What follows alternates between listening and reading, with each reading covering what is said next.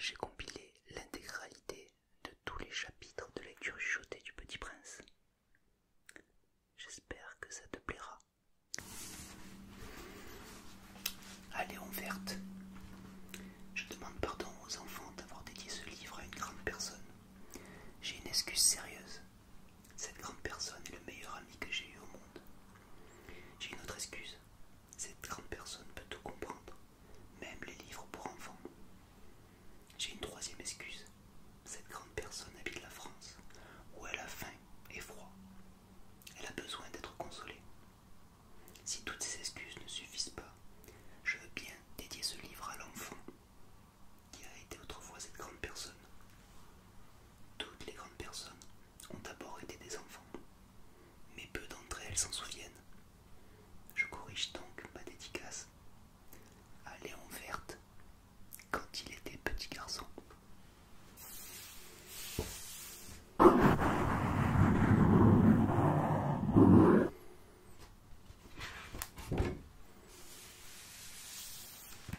Chapitre 1.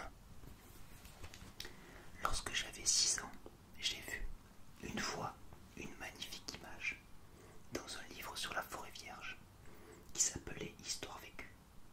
Ça représentait un serpent bois qui avalait un fauve. Voilà la copie du dessin.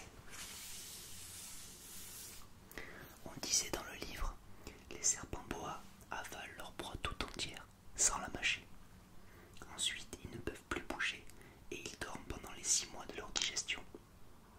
J'ai alors beaucoup réfléchi sur les aventures de la jungle et, à mon tour, j'ai réussi, avec un crayon de couleur, à tracer mon premier dessin. Mon dessin numéro 1, dessin numéro 1, dessin numéro 1. Il était comme ça.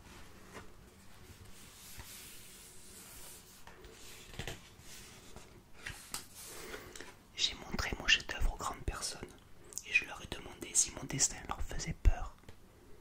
Elles m'ont répondu: pourquoi un chapeau ferait-il peur? Mon dessin ne représentait pas un chapeau, il représentait un serpent boa qui digérait un éléphant. J'ai alors dessiné l'intérieur du serpent boa afin que les grandes personnes puissent comprendre. Elles ont toujours besoin d'explications. Mon dessin numéro 2 était comme ça.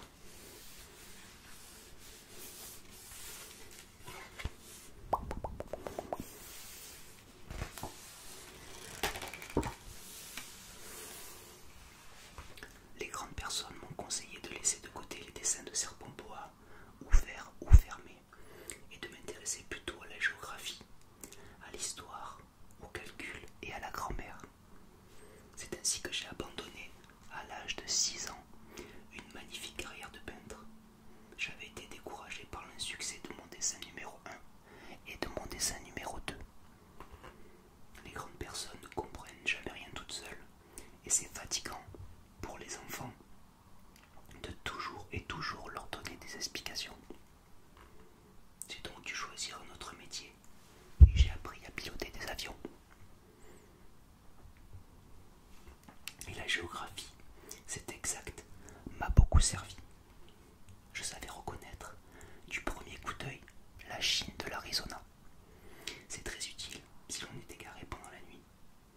J'ai ainsi eu, au cours de ma vie, des tas de contacts avec des tas de gens sérieux.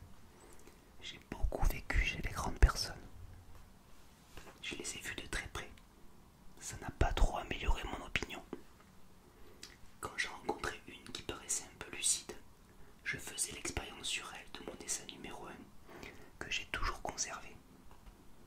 Je voulais savoir si elle était vraiment compréhensive.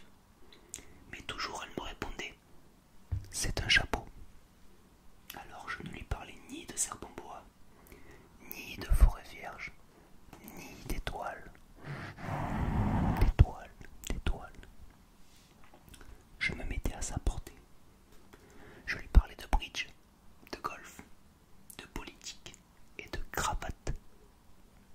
Et la grande personne était bien contente de connaître un homme aussi raisonnable.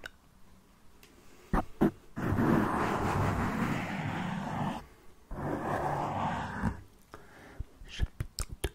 Chapitre 2.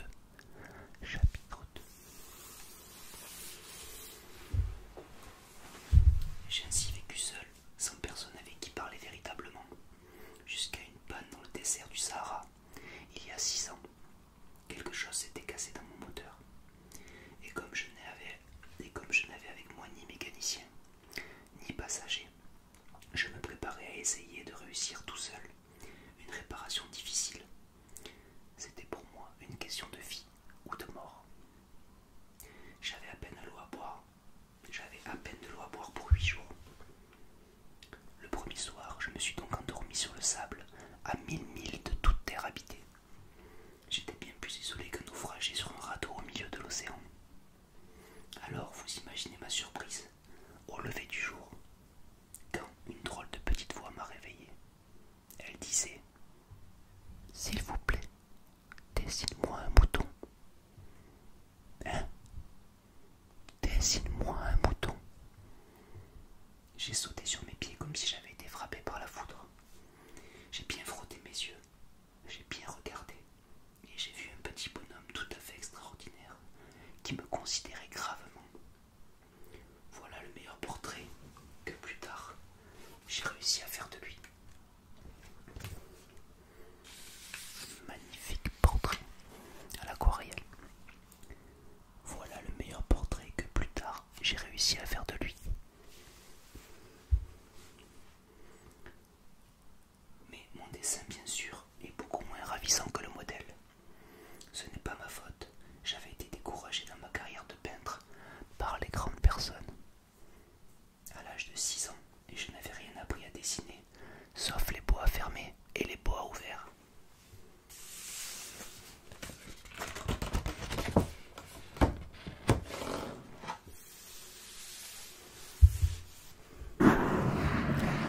Je regardais donc cette apparition avec des yeux tout ronds d'étonnement. N'oubliez pas que je me trouvais à 1000 milles de toute terre habitée. Or, mon petit bonhomme ne me semblait ni égaré, ni mort de fatigue, ni mort de faim, ni mort de soif. Il n'avait en rien l'apparence d'un enfant perdu au milieu du désert, à 1000 milles de toute région habitée. Quand je réussis enfin à parler, je lui dis: « Mais qu'est-ce que tu fais là ?» Et il me répéta alors tout doucement, comme une chose très sérieuse: « S'il vous plaît, dessine-moi un mouton, un mouton, un mouton, mouton, mouton, mouton. » Quand le mystère est trop impressionnant, on n'ose pas désobéir. Aussi absurde que cela me sembla, à 1000 milles de tous les endroits habités et en danger de mort, je sortis de ma poche une feuille de papier et un stylographe. Mais je me rappelais alors que j'avais surtout étudié la géographie, l'histoire, le calcul et la grammaire, et je dis au petit bonhomme, avec un peu de mauvaise humeur, que je ne savais pas dessiner. Il me répondit: « Ça ne fait rien, dessine-moi un mouton. » Comme je n'avais jamais dessiné un mouton, je refis pour lui l'un de mes deux seuls dessins dont j'étais capable, celui du bois fermé. Et je fus stupéfait d'entendre le petit bonhomme me répondre: « Non, non, je ne veux pas d'un éléphant dans un bois. Un bois, c'est très dangereux. Et un éléphant, c'est très encombrant. Chez moi, c'est tout petit. J'ai besoin d'un mouton. Dessine-moi un mouton. » Alors, j'ai dessiné.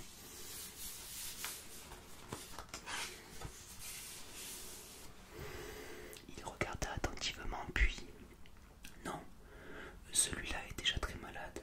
Fais-en un autre. » Je dessinai. Mon ami sourit gentiment, avec indulgence.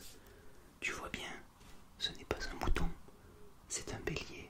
Il a des cornes. » Petite corne, petite corne.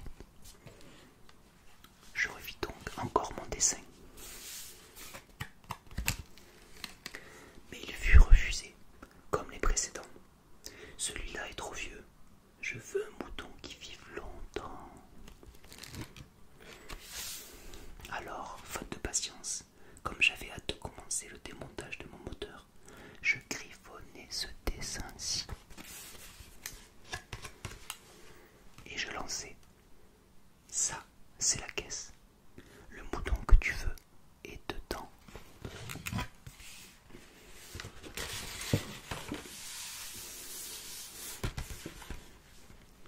Mais je fus bien surpris de voir s'illuminer le visage du petit prince.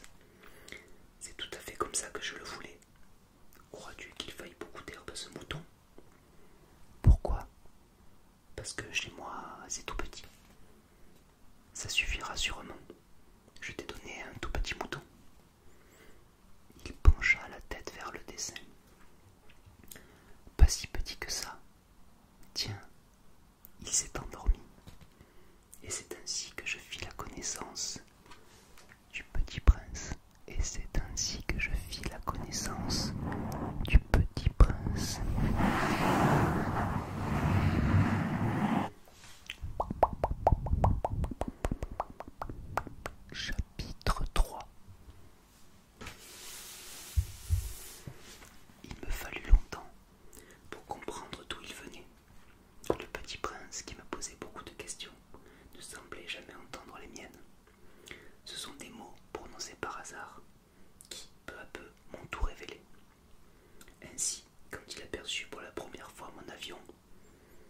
dessinerai pas mon avion, c'est un dessin beaucoup trop compliqué pour moi.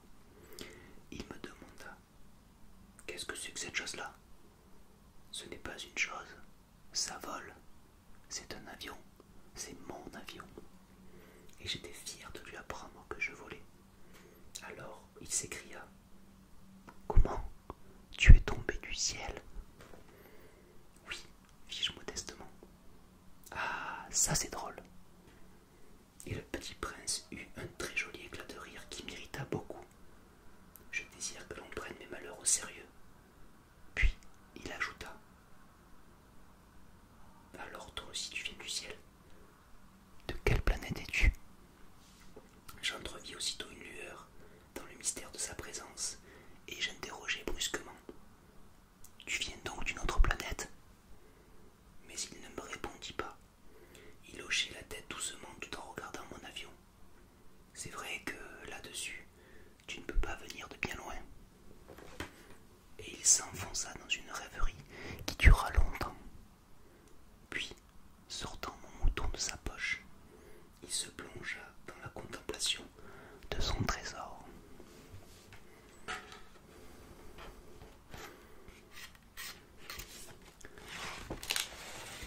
Là, on peut voir le pop-up du petit prince sur sa planète, sur son astéroïde.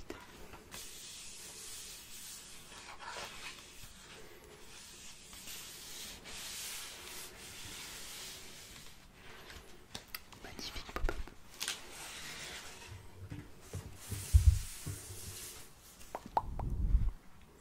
Vous imaginez combien j'avais pu être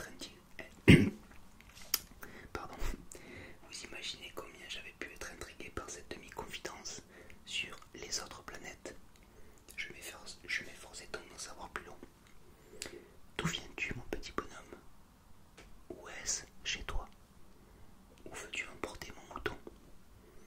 Il me répondit après un silence méditatif: ce qui est bien avec la caisse que tu m'as donnée, c'est que la nuit, ça lui servira de maison. Bien sûr, et si tu es gentil, je te donnerai aussi une corde pour l'attacher pendant le jour. Et un piquet. La proposition parut choquer le petit prince. L'attacher? Quelle drôle d'idée! Mais si tu ne l'attaches pas, il ira n'importe où, et il se perdra.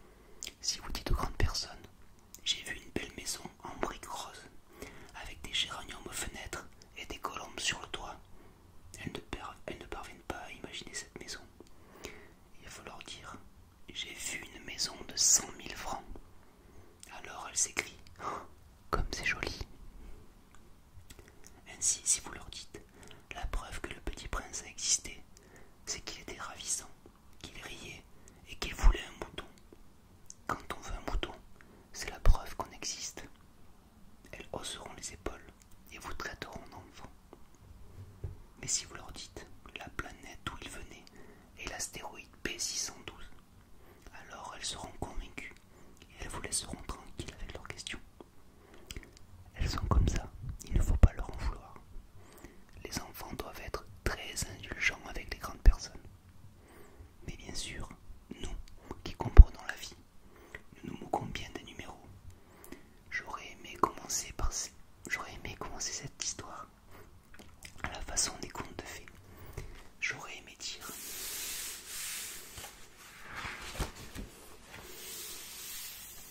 il était une fois un petit prince qui habitait une planète à peine plus grande que lui et qui avait besoin d'un ami.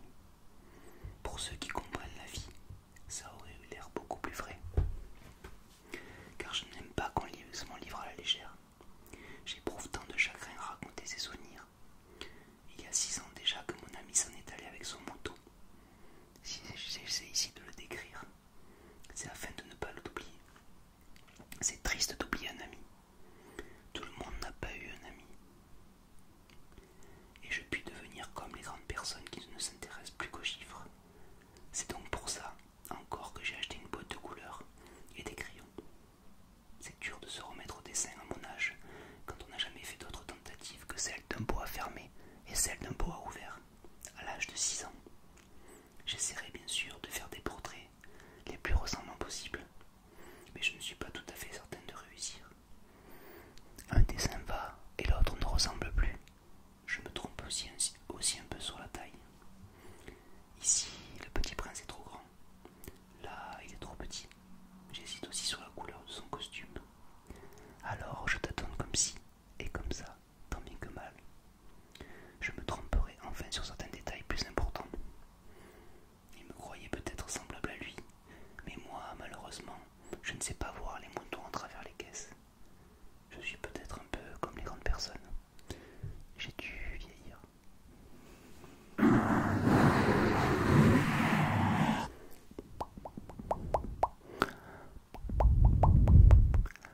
Chapitre 5. Chapitre 5.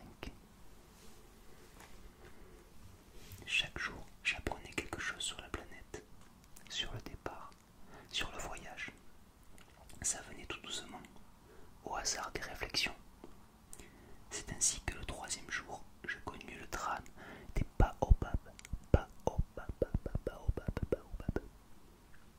Cette fois-ci encore, ce fut grâce au mouton, car brusquement le petit prince m'interrogea, comme pris d'un doute grave. C'est bien vrai, n'est-ce pas, que les moutons mangent les arbustes? Oui, c'est vrai. Ah, je suis content. Je ne compris pas pourquoi il était si important que les moutons mangeassent les arbustes. Mais le petit prince ajouta: par conséquent, ils mangent aussi les baobabs. Je fis remarquer au petit prince que les baobabs ne sont pas des arbustes, mais des arbres grands comme des églises, et que, si même il emportait avec lui tout un troupeau d'éléphants, ce troupeau ne viendrait pas à bout d'un seul baobab. Le troupeau d'éléphants. L'idée du troupeau d'éléphants fit rire le petit prince. Il faudrait les mettre les uns sur les autres. Mais il remarqua avec sagesse: les baobabs, avant de grandir, ça commence par être petit. C'est exact. Mais pourquoi veux-tu que tes moutons mangent les petits baobabs? Il me répondit: ben voyons, comme s'il s'agissait là d'une évidence. Et il me fallut un grand effort d'intelligence pour comprendre à moi seul ce problème. Et en effet, sur la planète du Petit Prince, il y avait, comme sur toutes les planètes, de bonnes herbes et de mauvaises herbes. Mais les graines sont invisibles. Elles dorment dans le secret de la terre, jusqu'à ce qu'il prenne fantaisie à l'une d'elles de se réveiller. Alors, elles s'étirent et poussent d'abord timidement vers le soleil une ravissante petite brindille, inoffensive. S'il s'agit d'une brindille de radis ou de rosier, on peut la laisser pousser comme elle veut. Mais s'il s'agit d'une mauvaise plante, il faut arracher la plante aussitôt, dès qu'on a su la reconnaître. Or, il y avait des graines terribles sur la planète du Petit Prince.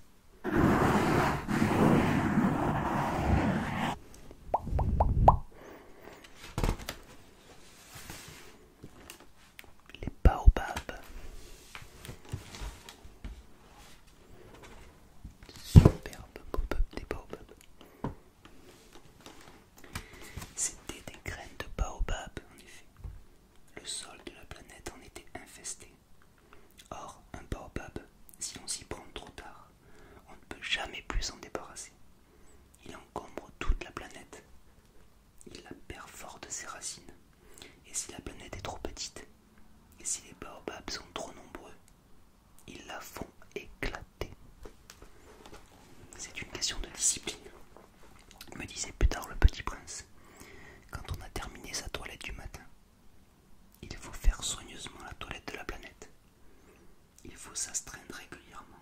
arracher les baobabs dès qu'on les distingue avec les rosiers auxquels ils ressemblent beaucoup quand ils sont très jeunes.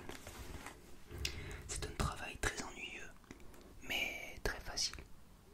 Et un jour, il me conseilla de m'appliquer à réussir un beau dessin pour bien faire entrer ça dans la tête des enfants de chez moi. S'ils voyagent un jour, me disait-il, ça pourra leur servir. Il est quelquefois sans inconvénient de remettre à plus tard ton travail. Mais quand il s'agit de baobab, c'est toujours une catastrophe. J'ai connu une planète habitée par un paresseux. Il avait négligé 3 arbustes. Et sur les indications du Petit Prince, j'ai dessiné cette planète-là. Je n'aime guère prendre le ton d'un moraliste, mais le danger des baobabs est si peu connu, et les risques courus par celui qui s'égarerait dans une astéroïde sont si considérables que pour une fois, je fais exception à ma réserve. Je dis, enfant, faites attention aux baobabs. C'est pour avertir mes amis d'un danger qu'ils frôlaient depuis longtemps, comme moi-même sans le connaître, que j'ai tant travaillé ce dessin. La leçon que je donnais en valait la peine. Vous vous demanderez peut-être pourquoi n'y a-t-il pas dans ce livre d'autres dessins aussi grandioses que les dessins des baobabs.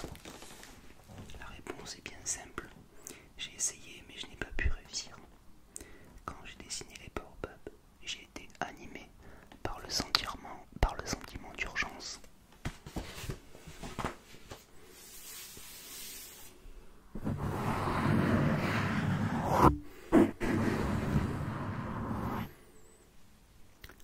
On va finir aujourd'hui ou ce soir avec le chapitre 6.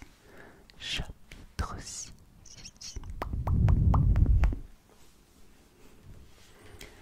Ah, petit prince, j'ai compris peu à peu ainsi ta petite fille mélancolique. Tu n'avais eu longtemps pour distraction que la douceur des couchers de soleil. J'ai appris ce détail nouveau le 4e jour au matin, quand tu m'as dit « J'aime bien les couchers de soleil. Allons voir un coucher de soleil. » Mais il faut attendre. Attendre quoi? Attendre que le soleil se couche. Tu as eu l'air très surpris d'abord, et puis tu as ri de toi-même. Et tu m'as dit « Je me crois toujours chez moi. » En effet, quand il est midi aux États-Unis, le soleil, tout le monde le sait, se couche sur la France. Il suffirait de pouvoir aller en France en 1 minute pour assister au coucher du soleil. Malheureusement, la France est bien trop éloignée.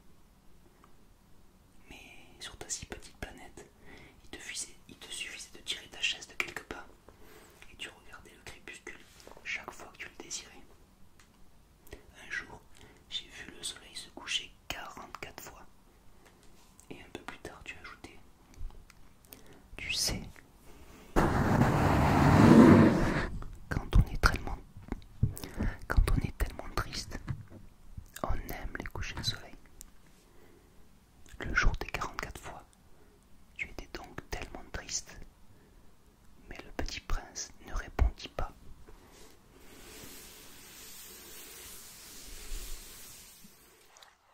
Le 5e jour, toujours grâce au mouton, ce secret de la vie du petit prince me fut révélé. Il me demanda, avec brusquerie, sans préambule, comme le fruit d'un problème longtemps médité en silence. Un mouton, s'il mange les arbustes, il mange aussi les fleurs. Un mouton mange tout ce qu'il rencontre, même les fleurs qui ont des épines. Oui, même les fleurs qui ont des épines. Alors les épines, à quoi servent-elles? J'étais alors très occupé à essayer de dévisser un boulon trop serré de mon moteur. J'étais très soucieux car ma panne commençait de m'apparaître comme très grave, et l'eau à boire qui s'épuisait me faisait craindre le pire. Les épines, à quoi servent-elles? C'est jamais une question, une fois qu'il l'avait posée. J'étais irrité par mon boulon, et je répondis n'importe quoi. Les épines, ça ne sert à rien, c'est de la pure méchanceté de la part des fleurs. Oh! Mais après un silence, il me lança, avec une sorte de rancune. Je ne te crois pas, les fleurs sont faibles, se rassurent comme elles peuvent. Elles se croient terribles avec leurs épines. Je ne répondis rien. À cet instant, je me disais, si ce boulon résiste encore, je le ferai sauter d'un coup de marteau.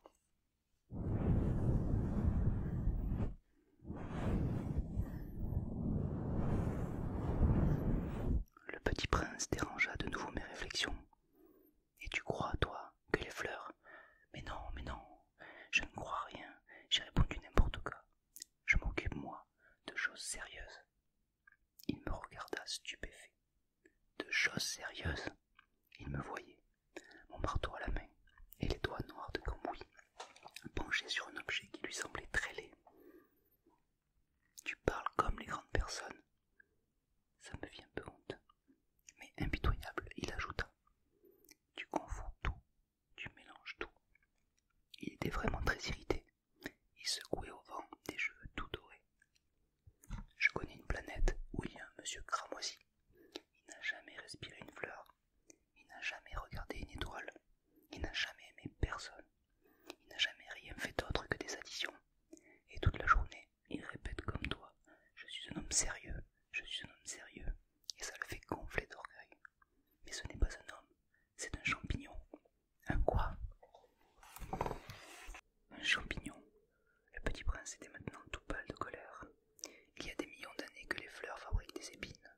Il y a des millions d'années que les moutons mangent quand même les fleurs. Et ce n'est pas sérieux de chercher à comprendre pourquoi elles se donnent tant de mal pour se fabriquer des épines qui ne servent jamais de rien. Ce n'est pas important la guerre des moutons et des fleurs. Ce n'est pas plus sérieux et plus important que les additions d'un gros monsieur rouge.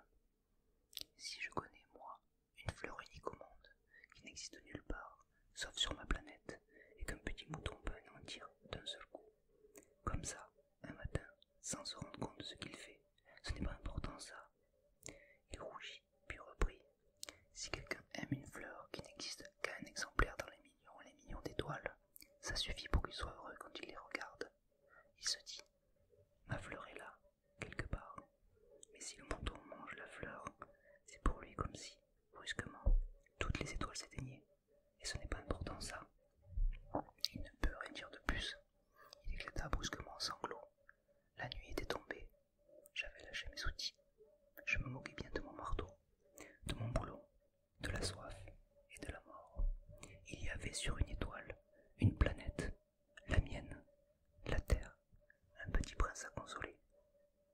Je le pris dans mes bras, je le berçai, je lui disais, la fleur que tu aimes n'est pas en danger. Je lui dessinerai une muselière à ton bouton. Je te dessinerai une armure pour ta fleur. Je ne savais pas trop quoi dire, je me sentais très maladroit. Je ne savais pas comment l'atteindre ou le rejoindre. C'est tellement mystérieux. Le pays des larmes. Le pays des larmes.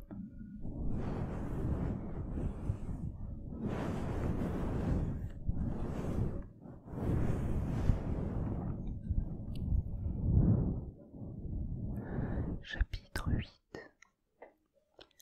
J'appris bien vite à connaître mieux cette fleur. Il y avait toujours eu, sur la planète du Petit Prince, des fleurs très simples, ornées d'un seul rang de pétales, et qui ne tenaient point de place, et qui ne dérangeaient personne. Elles apparaissaient un matin dans l'herbe, et puis elles s'éteignaient le soir. Mais celle-là avait germé un jour d'une graine apportée dans ses os, et que le Petit Prince avait surveillé de très près cette brindille qui ne ressemblait pas aux autres brindilles. Ça pouvait être un nouveau genre de baobab.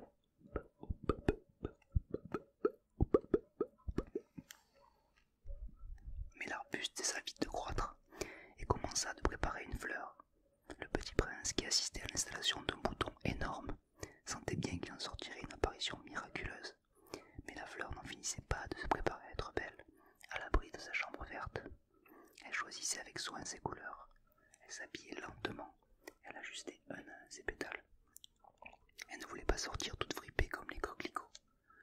Coquelicot, coquelicot, coquelicot, coquelicot, coquelicot. Elle ne voulait pas sortir toute fripée comme les coquelicots. Coquelicot, coquelicot, coquelicot, coquelicot, coquelicot, coquelicot. Elle ne voulait apparaître que dans le plein rayonnement de sa beauté. Et oui, elle était très coquette. Sa toilette mystérieuse avait donc duré des jours et des jours. Et puis voici qu'un matin, justement,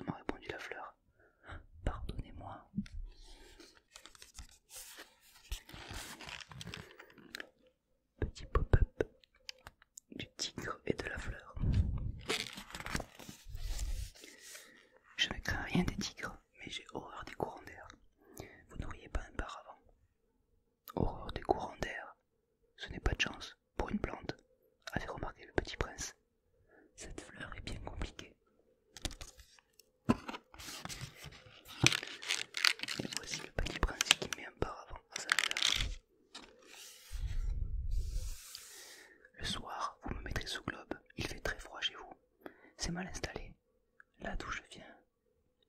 Mais elle s'était interrompue. Elle était venue sous forme de graine. Elle n'avait rien pu connaître des autres mondes. Humiliée de s'être laissée surprendre à préparer un mensonge aussi naïf, elle avait toussé 2 ou 3 fois pour mettre le petit prince dans son tort. Cependant, j'allais le chercher, mais vous me parliez. Alors, elle avait forcé sa toux pour lui infliger quand même des remords. Et voici le petit prince qui met un globe sur sa fleur. Ainsi, le petit prince, malgré la bonne volonté de son amour, avait vite douté d'elle. Il avait pris au sérieux des mots sans importance et était devenu très malheureux. J'aurais dû ne pas l'écouter, me confia-t-il un jour. Il ne faut jamais écouter les fleurs, il faut les regarder et les respirer. La mienne embaumait ma planète, mais je ne savais pas m'en réjouir. Cette histoire de griffes qui m'avait tellement agacé eût dû m'attendrir. Il me confia encore. Je n'ai rien su comprendre.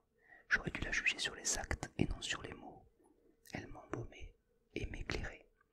Je n'aurais jamais dû m'enfuir. J'aurais dû deviner sa tendresse derrière ses pauvres ruses. Les fleurs sont si contradictoires. Mais j'étais trop jeune pour savoir l'aimer.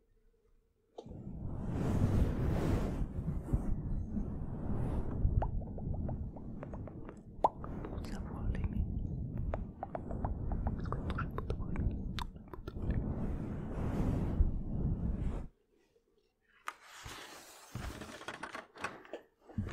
Chapitre 9. Je crois qu'il profita pour son évasion d'une migration d'oiseaux sauvages. Au matin du départ, il mit sa planète bien en ordre. Il ramena soigneusement ses volcans en activité. Il possédait 2 volcans en activité, et c'était bien commode pour faire chauffer le petit déjeuner du matin. Il possédait aussi un volcan éteint. Mais comme il disait, on ne sait jamais. Il ramena donc également le volcan éteint. S'ils sont bien ramonés, les volcans brûlent doucement et régulièrement, sans éruption. Les éruptions volcaniques sont comme des feux de cheminée. Évidemment, sur notre Terre, nous sommes beaucoup trop petits pour ramoner nos volcans. C'est pourquoi ils nous causent tant d'ennuis. Le petit prince arracha aussi, avec un peu de mélancolie, les dernières pousses de baobab. Il ne croyait jamais devoir revenir. Mais tous ces travaux familiers lui parurent, ce matin-là, extrêmement doux. Et quand il arrosa une dernière fois la fleur et se prépara à la mettre à l'abri sous son globe, il se découvrit l'envie de pleurer. « Adieu », dit-il à la fleur, mais elle ne lui répondit pas. « Adieu », répéta-t-il. La fleur toussa, mais ce n'était pas à cause de son rhume. « J'ai été sotte, lui dit-elle enfin. Je te demande pardon.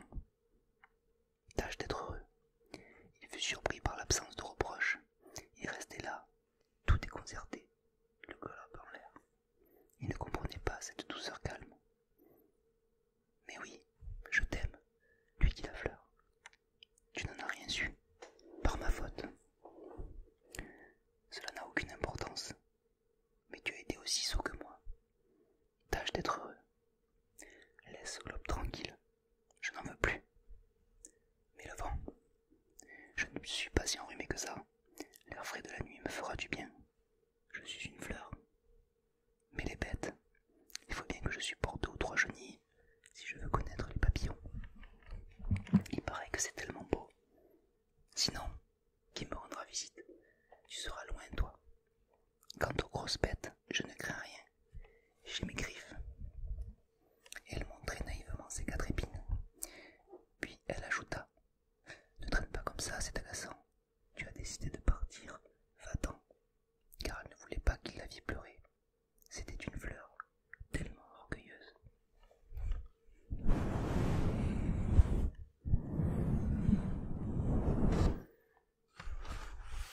Là on voit le petit prince qui fait les derniers préparatifs. Ramone son volcan. Chapitre 10. Il se trouvait dans la région des astéroïdes 325, 326,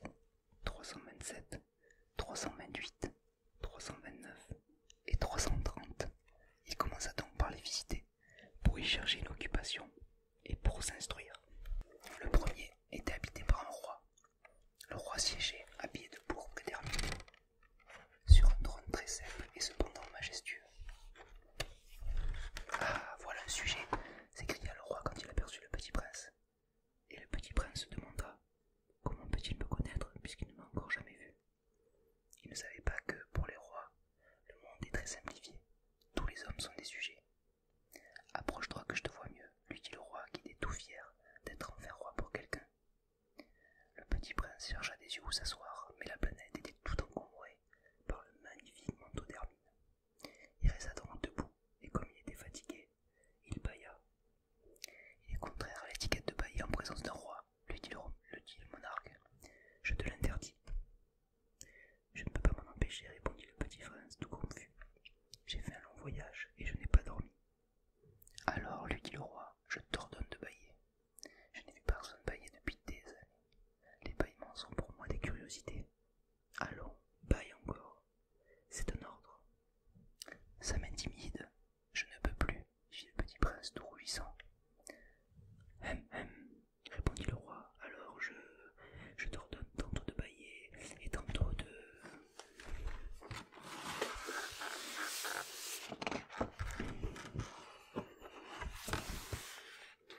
Il bredouillait un peu et paraissait vexé, car le roi tenait essentiellement à ce que son autorité fût respectée. Il ne tolérait pas la désobéissance. C'était un monarque absolu. Mais, comme il était très bon, il donnait des ordres raisonnables. Si j'ordonnais, disait-il couramment, si j'ordonnais à un général de se changer en oiseau de mer, et si le général n'obéissait pas, ce ne serait pas la faute du général, ce serait ma faute. Puis-je m'asseoir? S'enquit timidement le petit prince. Je t'ordonne de t'asseoir, lui répondit le roi, qui ramena majestueusement un pan de son manteau d'hermine. Mais le petit prince s'étonnait. La planète était minuscule. Sur quoi le roi pouvait bien-il régner? Sire, lui dit-il, je vous demande pardon de vous interroger. Je t'ordonne de m'interroger, se hâta de dire le roi. Sire, sur quoi régnez-vous? Sur tout, répondit le roi avec une grande simplicité. Sur tout. Le roi, d'un geste discret, désigna sa planète, les autres planètes et les étoiles. Sur tout ça, dit le petit prince. Sur tout ça, répondit le roi. Car non seulement c'était un monarque absolu, mais c'était un monarque universel. Et les étoiles vous obéissent? Bien sûr, lui dit le roi. Elles obéissent aussitôt. Je ne tolère pas la discipline. Un tel pouvoir émerveilla le petit prince.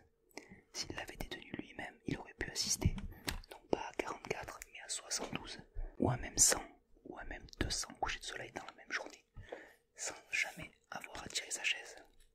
Et comme il se sentait un peu triste à cause du souvenir de sa petite planète abandonnée, il s'enhardit à solliciter une grâce du roi. Je voudrais voir un coucher de soleil. Faites-moi plaisir, ordonnez au soleil de se coucher.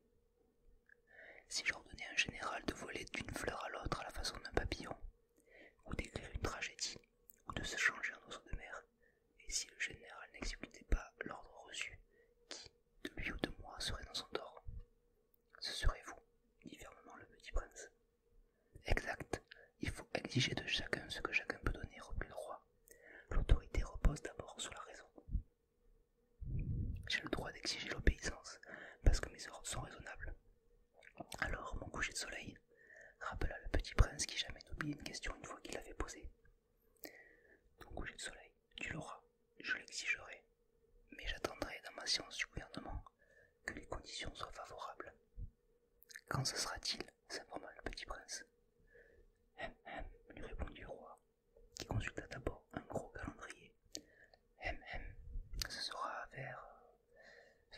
ce sera ce soir, vers 7h40, et tu verras comme je suis bien obéi. Le petit prince bâilla, il regrettait son coucher de soleil manqué. Et puis, il s'ennuyait déjà un peu. Je n'ai plus rien à faire ici, dit-il au roi, je vais repartir. Ne pars pas, répondit le roi, qui était si fier d'avoir un sujet. Ne pars pas, je te fais ministre. Ministre de quoi? De la justice. Mais il n'y a personne à juger. On ne sait pas, lui dit le roi. Je n'ai pas encore fait le tour de mon royaume. Je suis très vieux et je n'ai pas de place pour un carrosse. Et ça me fatigue de marcher. Oh, mais j'ai déjà vu, dit le petit prince, qui se pencha pour jeter encore un coup d'œil sur l'autre côté de la planète. Il n'y a personne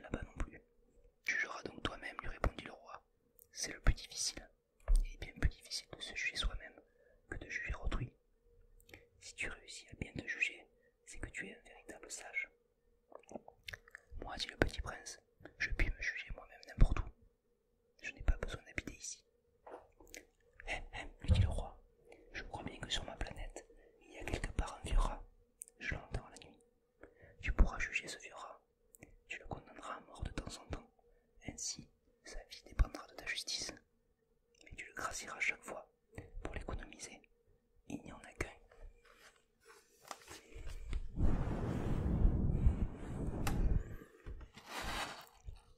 On voit le roi avec son manteau d'hermine, toute la place de la planète.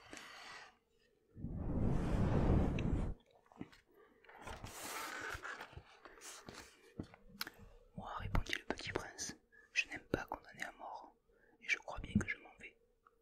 Non, dit-il le roi. Mais le petit prince, ayant achevé ses préparatifs, ne voulut point peiner le vieux monarque.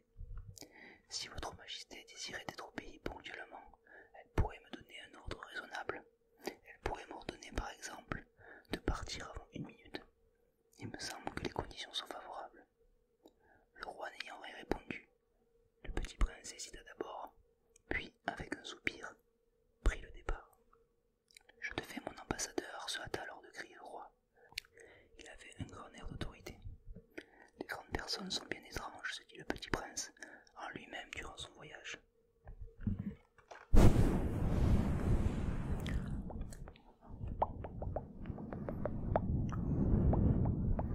Voyage à travers les planètes, à travers les astéroïdes.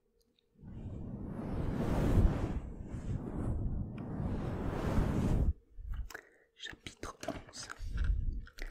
La deuxième planète était habitée par un vaniteux. Ah, voilà la visite d'un admirateur, s'écria de loin le vaniteux dès qu'il aperçut le petit prince. Car pour les vaniteux, les autres hommes sont des admirateurs. Bonjour, dit le petit prince, vous avez un drôle de chapeau. C'est pour saluer, lui répondit le vaniteux. C'est pour saluer quand on m'acclame. Malheureusement, il ne passe jamais personne par ici. Ah oui, dit le petit prince qui ne comprit pas. Frappe tes mains l'une contre l'autre, conseilla donc le vaniteux. Le petit prince frappa ses mains l'une contre l'autre. Le vaniteux salua modestement, en soulevant son chapeau. Ça, c'est plus amusant que la visite au roi, se dit en lui-même le petit prince, et il recommença de frapper ses mains l'une contre l'autre. Le vaniteux recommença de saluer en soulevant son chapeau. Après 5 minutes d'exercice, le petit prince se fatigua de la monotonie du jeu. Et pour que le chapeau tombe, demanda-t-il, que faut-il faire? Mais le vaniteux ne l'entendit pas. Les vaniteux n'entendent jamais que les louanges. Est-ce que tu m'admires vraiment beaucoup? Demanda-t-il au petit prince. Qu'est-ce que signifie admirer? Admirer signifie reconnaître que je suis l'homme le plus beau, le mieux habillé, le plus riche et le plus intelligent de la planète. Mais tu es seul sur ta planète. Fais-moi ce plaisir, admire-moi quand même. Je t'admire, dit le petit prince, en haussant un peu les épaules. Mais en quoi cela peut-il bien t'intéresser? Et le petit prince s'en fut. Les grandes personnes sont décidément bien bizarres, se dit-il simplement en lui-même durant son voyage. On peut voir le vaniteux. Voyage du petit prince avec les étoiles.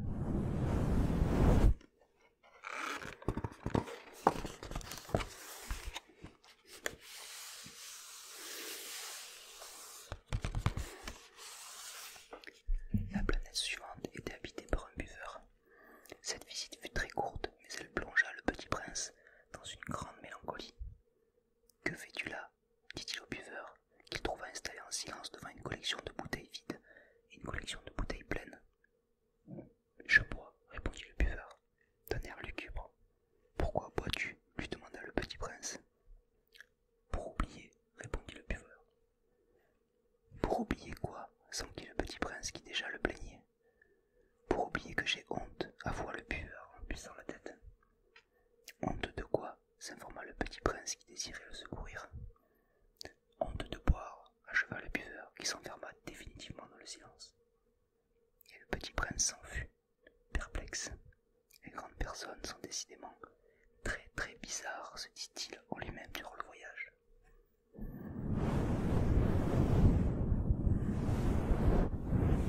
Et ça y est, chapitre 13.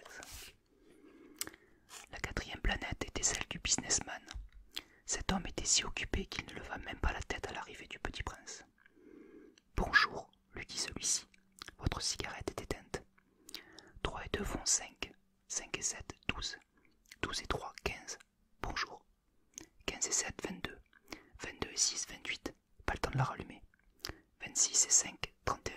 Ouf, ça fait donc 501 522 731. 500 millions de quoi? Hein, tu es toujours là? 500 millions de... je ne sais plus. J'ai tellement de travail. Je suis sérieux, moi. Je ne m'amuse pas à des balivernes. 2 et 5, 7. 500 millions de quoi?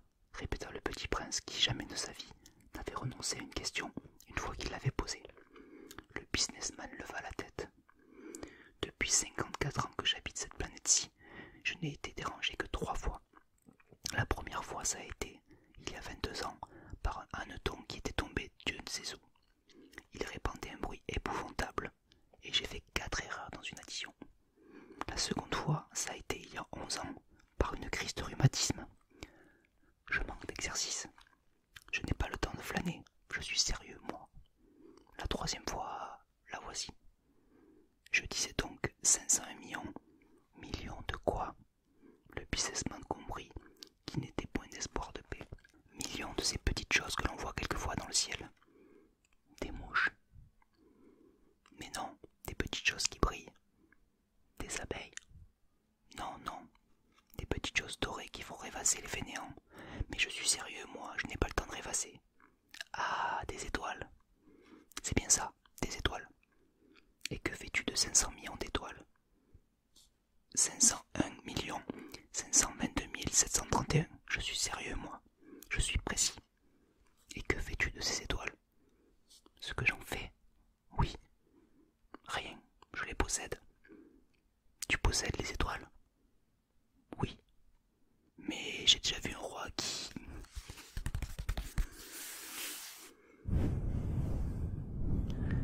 J'ai déjà vu un roi qui...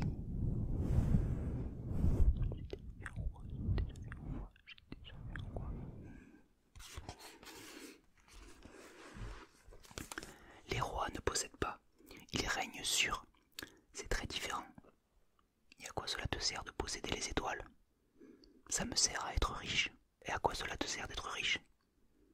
À acheter d'autres étoiles, si quelqu'un en trouve. Celui-là se dit en lui-même le petit prince. Il raisonne un peu comme un ivrogne. Cependant, il posa encore des questions. Comment peut-on posséder les étoiles? À qui sont-elles? Riposta Grinch le businessman. Je ne sais pas, à personne. Alors elles sont à moi, car j'y ai pensé le premier. Ça suffit. Bien sûr, quand tu trouves un diamant qui n'est à personne, il est à toi. Quand tu trouves une île qui n'est à personne, elle est à toi. Quand tu as une idée le premier, tu la fais breveter, elle est à toi. Et moi, je possède les étoiles, puisque jamais personne avant moi n'a songé à les posséder. Ça, c'est vrai, dit le petit prince. Et qu'en fais-tu? Je les gère, je les compte et je les recompte, dit le businessman. C'est difficile, mais je suis un homme sérieux. Le petit prince n'était pas satisfait encore.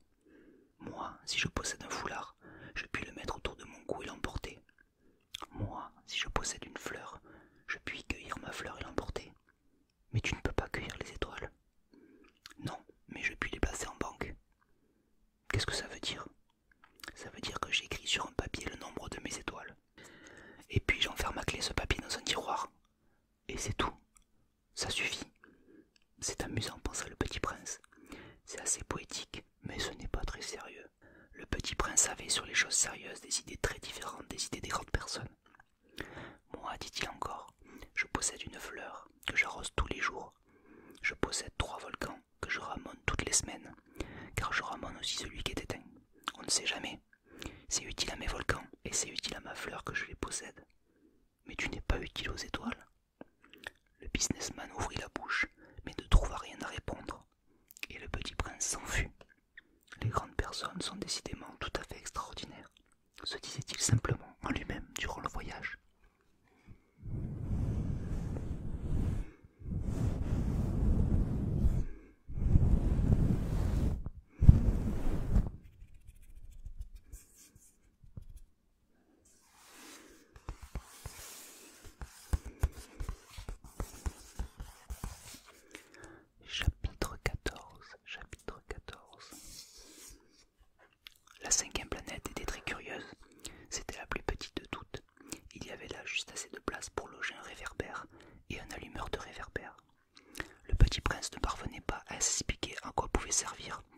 dans le ciel, sur une planète sans maison ni population, un réverbère et un allumeur de réverbère.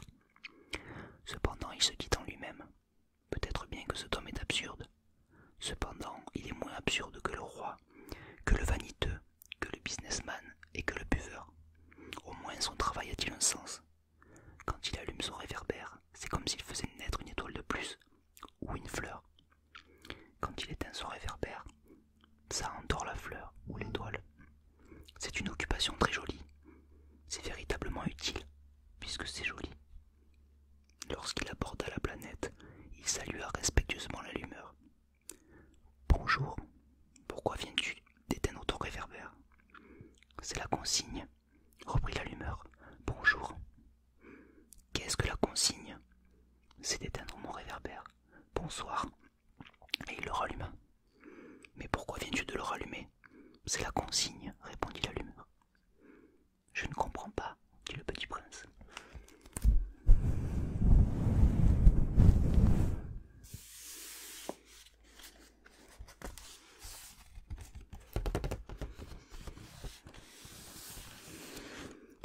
Il n'y a rien à comprendre, dit l'allumeur. La consigne, c'est la consigne. Bonjour. Et il éteignit son réverbère. Puis il s'épongea le front avec un mouchoir à carreaux rouges. Je fais là un métier terrible. C'était raisonnable autrefois. J'éteignais le matin et j'allumais le soir. J'avais le reste du jour pour me reposer et le reste de la nuit pour dormir. Et depuis cette époque, la consigne a changé. La consigne n'a pas changé, dit l'allumeur. C'est bien là le drame. La planète d'année en année a tourné de plus en plus vite et la consigne n'a pas changé. Alors, dit le petit prince, alors maintenant qu'elle fait un tour par minute, je n'ai plus une seconde de repos. J'allume et j'éteins une fois par minute. Ça c'est drôle. Les jours chez toi durent 1 minute. Ce n'est pas drôle du tout, dit l'allumeur. Ça fait déjà 1 mois que nous parlons ensemble. 1 mois? Oui, 30 minutes. 30 jours. Bonsoir. Bonsoir. Et il ralluma son réverbère. Le petit prince le regarda et il aima cette allumeur qui était tellement fidèle à la consigne. Il se souvint des couchers de soleil que lui-même allait autrefois chercher en tirant sa chaise. Il voulut aider son ami. Tu sais, je connais un moyen de te reposer quand tu voudras. Je veux toujours, dit l'allumeur, car on peut être à la fois fidèle et paresseux. Le petit prince poursuivit. Ta planète est tellement petite que tu en fais le tour en 3 enjambées. Tu n'as qu'à marcher assez lentement pour rester toujours au soleil. Quand tu voudras te reposer, tu marcheras, et le jour durera aussi longtemps que tu voudras. Ça ne m'avance pas à grand-chose, dit l'allumeur. Ce que j'aime dans la vie, c'est dormir. Ce n'est pas de chance, dit le petit prince. Ce n'est pas de chance, dit l'allumeur. Bonjour. Et il éteignit son réverbère. Celui-là, se dit le petit prince, tandis qu'il poursuivit plus loin son voyage. Celui-là serait méprisé par tous les autres, par le roi, par le vaniteux, par le buveur, par le businessman. Cependant, c'est le seul qui ne me paraisse pas ridicule. C'est peut-être parce qu'il s'occupe d'autre chose que de soi-même. Il eut un soupir de regret et se dit encore « Celui-là est le seul dont j'eusse pu faire mon ami. Mais sa planète est vraiment trop petite, pas de place pour 2. » Ce que le petit prince n'osait pas s'avouer, c'est qu'il regrettait cette planète bénie à cause, surtout, des 1440 couchers de soleil par 24 heures.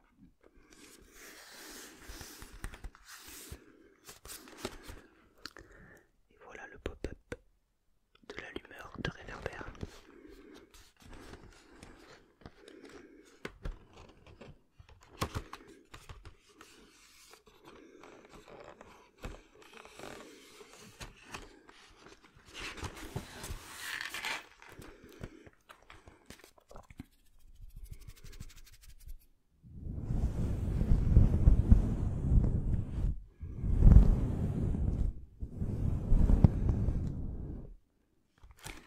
Chapitre 15. La 6e planète était une planète 10 fois plus vaste. Elle était habitée par un vieux monsieur qui écrivait d'énormes livres. Tiens, voilà un explorateur, s'écria-t-il quand il aperçut le petit prince. Le petit prince s'assit sur la table et souffla un peu. Il avait déjà tant voyagé. D'où viens-tu ? Dit le vieux monsieur. Quel est ce gros livre ? Dit le petit prince. Que faites-vous ici ? Je suis géographe, dit le vieux monsieur. Qu'est-ce qu'un géographe? C'est un savant qui connaît où se trouvent les mers, les fleuves, les villes, les montagnes et les déserts. Ça, c'est bien intéressant, dit le petit prince. Ça, c'est enfin un véritable métier. Et jetant un coup d'œil autour de lui sur la planète du géographe, il n'avait jamais vu encore une planète aussi majestueuse. Elle est bien belle, votre planète. Et est-ce qu'il y a des océans? Je ne puis le savoir, dit le géographe. Ah, le petit prince était déçu. Et des montagnes? Je ne puis le savoir, dit le géographe. Et des villes, et des fleuves, et des déserts? Je ne puis pas le savoir non plus, dit le géographe. Mais vous êtes géographe? C'est exact, dit le géographe, mais je ne suis pas explorateur. Je manque absolument d'explorateurs. Ce n'est pas le géographe qui va faire les comptes des villes, des fleuves, des montagnes, des mers, des océans et des déserts. Le géographe est trop important pour flâner. Il ne quitte pas son bureau. Mais il reçoit les explorateurs. Il les interroge et il prend en note leurs souvenirs. Et si les souvenirs de l'un d'entre eux lui paraissent intéressants, le géographe fait faire une enquête sur la moralité de l'explorateur. Pourquoi ça? Parce qu'un explorateur qui mentirait entraînerait des catastrophes dans les livres de géographie. Et aussi un explorateur qui boirait trop. Parce que les ivrognes voient double. Alors le géographe noterait 2 montagnes, là où il n'y en a qu'une seule. Je connais quelqu'un, dit le petit prince, qui serait mauvais explorateur. C'est possible, donc quand la moralité de l'explorateur paraît bonne, on fera une enquête sur sa découverte. On va voir? Non, c'est trop compliqué. Mais on exige de l'explorateur qu'il fournisse des preuves. Et voici le géographe.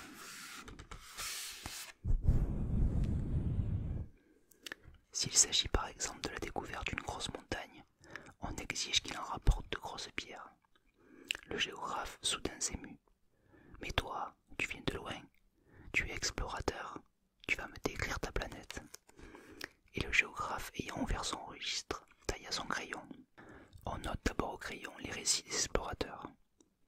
On attend, pour noter à l'encre, que l'explorateur ait fourni des preuves. Alors, interrogea le géographe. Oh, j'ai moi, dit le petit prince.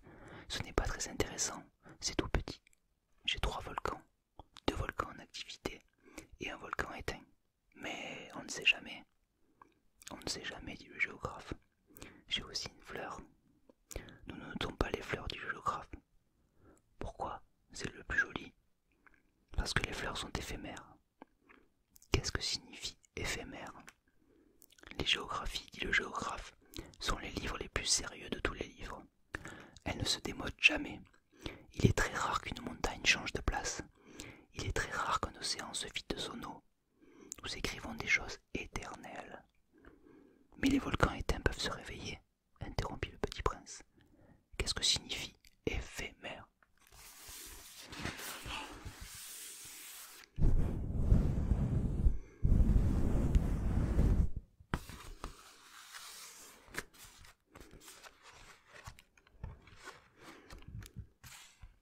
Que les volcans soient éteints ou soient éveillés, ça revient au même pour nous autres, dit le géographe. Ce qui compte pour nous, c'est la montagne. Elle ne change pas. Mais qu'est-ce que signifie éphémère? Répéta le petit prince qui dans sa vie n'avait jamais renoncé à une question une fois qu'il l'avait posée. Ça signifie qui est menacé de disparition prochaine. Ma fleur est menacée de disparition prochaine? Bien sûr. Ma fleur est éphémère, se dit le petit prince. Elle n'a que 4 épines pour se défendre contre le monde. Et je l'ai laissée toute seule chez moi. Ce fut là son premier mouvement de regret. Mais il reprit courage. Que me conseillez-vous d'aller visiter, demanda-t-il. La planète Terre, lui répondit le géographe. Elle a une bonne réputation. Et le petit prince s'enfuit, songeant à sa fleur.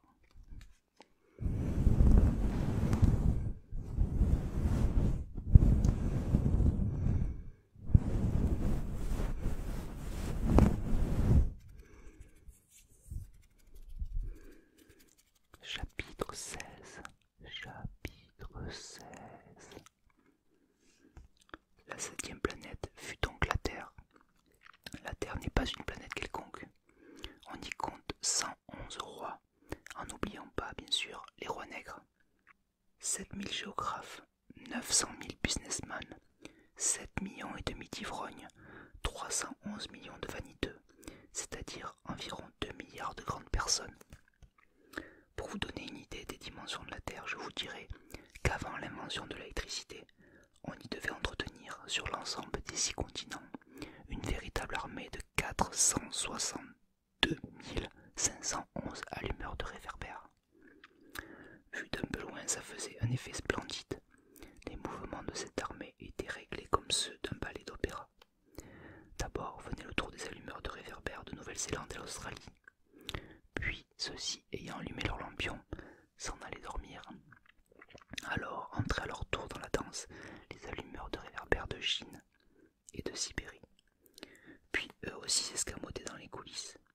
Alors venait le tour des allumeurs de réverbères de Russie et des Indes, puis ceux d'Afrique et d'Europe, puis ceux d'Amérique du Sud, puis ceux d'Amérique du Nord, et jamais ils ne se trompaient dans leur ordre d'entrée en scène. C'était grandiose. Seul l'allumeur de l'unique réverbère du pôle Nord et son confrère de l'unique réverbère du pôle Sud menaient des vies d'oisiveté et de nonchalance. Ils travaillaient 2 fois par an.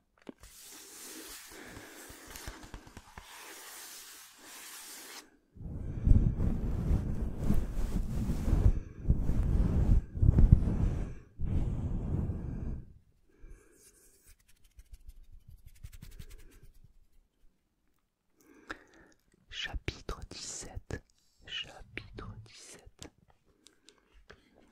Quand on veut faire de l'esprit, il arrive que l'on monte un peu. Je n'ai jamais été très honnête en vous parlant des allumeurs de réverbères. Je risque de donner une fausse idée de notre planète à ceux qui ne la connaissent pas. Les hommes occupent très peu de place sur la Terre. Si les 2 milliards d'habitants qui peuplent la Terre se tenaient debout et un peu serrés, comme pour un meeting, ils logeraient aisément sur une place publique de 20 000 de long sur 20 000 de large. On pourrait entasser l'humanité sur le moindre petit îlot du Pacifique. Les grandes personnes, bien sûr, ne vous croiront pas. Elles s'imaginent tenir beaucoup de place. Elles se voient importantes comme des baobabs. Vous leur conseillerez donc de faire le calcul. Elles adorent les chiffres, ça leur plaira. Mais ne perdez pas votre temps à ce pensum, c'est inutile. Vous avez confiance en moi. Vous avez confiance en moi. Le petit prince, une fois sur Terre, fut donc bien surpris de ne voir personne. Il avait déjà peur de cette tromperie de planète, quand un anneau couleur de lune remua dans le sable. Bonne nuit, fit le petit prince à tout hasard.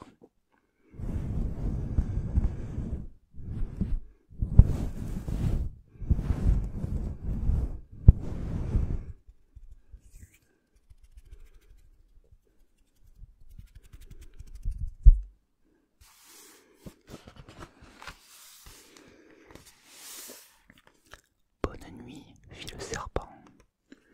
Sur quelle planète suis-je tombé demanda le petit prince. Sur la Terre, en Afrique, répondit le serpent. Ah, il n'y a donc personne sur Terre? Ici c'est le désert. Il n'y a personne dans les déserts. La Terre est grande, dit le serpent. Le petit prince s'assit sur une pierre et leva les yeux vers le ciel. Je me demande, dit-il, si les étoiles sont éclairées afin que chacun puisse un jour retrouver la sienne. Regarde ma planète. Elle est juste au-dessus de nous. Mais comme elle est loin... Elle est belle, dit le serpent. Que viens-tu faire ici? Voyez le pop-up du serpent.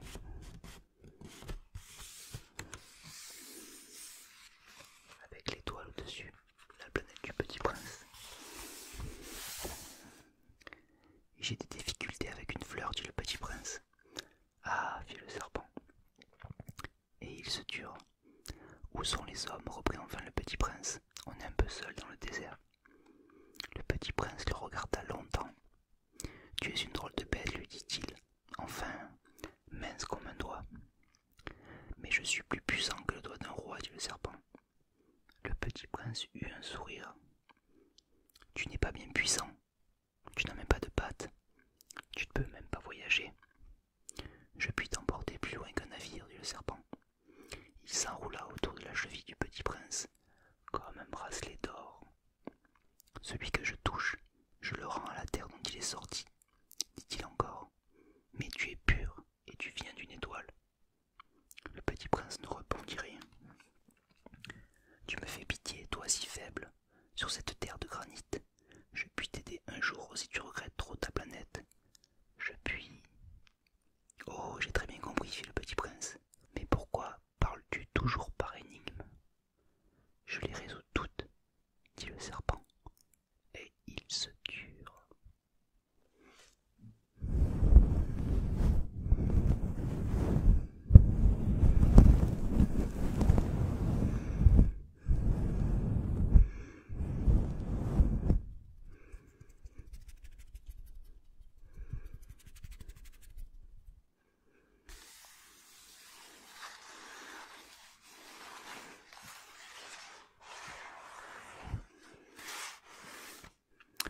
Chapitre 18. Chapitre 18. Le petit prince traversa le désert et ne rencontra qu'une fleur. Une fleur à 3 pétales, une fleur de rien du tout. Bonjour, dit le petit prince. Bonjour, dit la fleur. Où sont les hommes? Demanda poliment le petit prince. La fleur, un jour, avait vu passer une caravane. Les hommes, il en existe, je crois, 6 ou 7. Je les ai aperçus il y a des années, mais on ne sait jamais où les trouver. Le vent les promène. Ils manquent de racines, ça les gêne beaucoup. Adieu, fit le petit prince. Adieu, fit la fleur.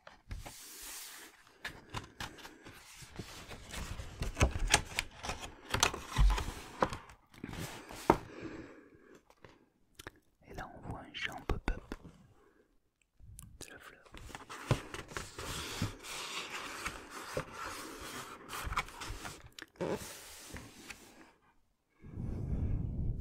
Chapitre 19. Chapitre 19. Le petit prince fit l'ascension d'une haute montagne. Les seules montagnes qu'il eût jamais connues étaient les 3 volcans qui lui arrivaient aux genoux. Et il se servait du volcan éteint comme d'un tabouret. D'une montagne haute comme celle-ci, se dit-il donc, j'apercevrai d'un coup toute la planète et tous les hommes. Mais il n'aperçut rien que des aiguilles de roc bien aiguisées. Bonjour, dit-il à son hasard. Bonjour, bonjour, bonjour, bonjour, répondit l'écho. Qui êtes-vous? Dit le petit prince. Qui êtes-vous? Qui êtes-vous? Qui êtes-vous? Qui êtes-vous? Qui êtes-vous? Répondit l'écho. Soyez mes amis, je suis seul, dit-il. Je suis seul, je suis seul, je suis seul.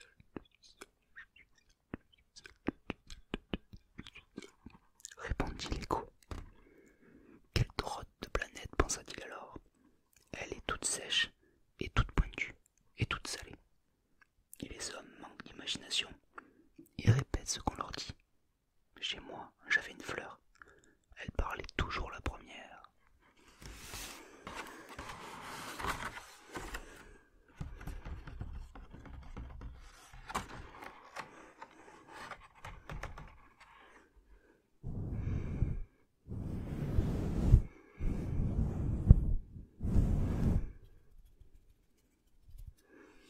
Chapitre 20.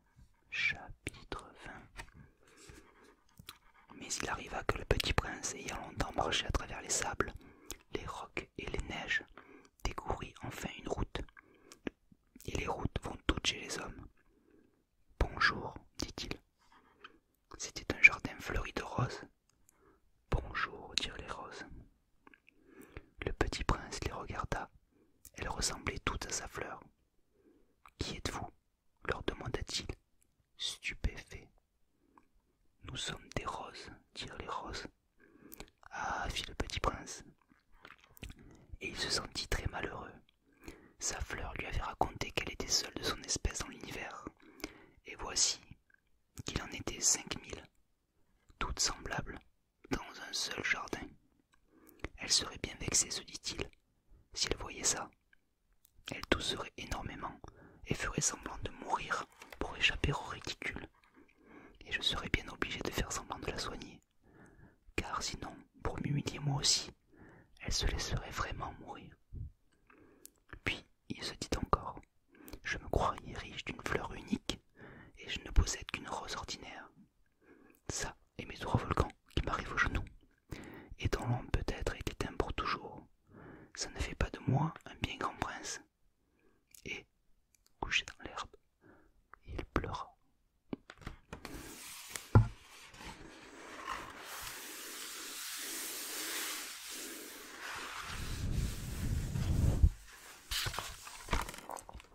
C'est alors qu'apparut le renard.